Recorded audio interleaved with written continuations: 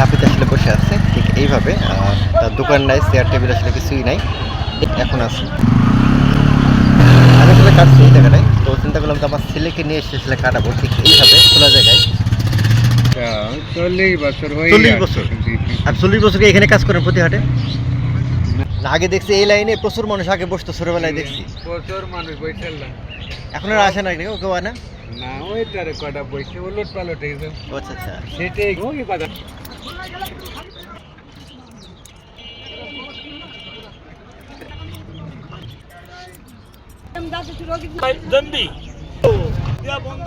আমরা তো টাকা কই নিই দিন। চুলটা এই যে কাটা, আগে ছোটবেলায় আসলে আমরা যেভাবে কাটতাম, নাপিত আমাদের যেভাবে কেটে দিত, আমার ছেলের থেকে আসলে সেই মেশিনে কাটা হয়েছে। যেহেতু আসলে ওদের কাছে মেশিন নেই, হাত দিয়ে কাটা, সেজন্য আসলে এরকম অবস্থা।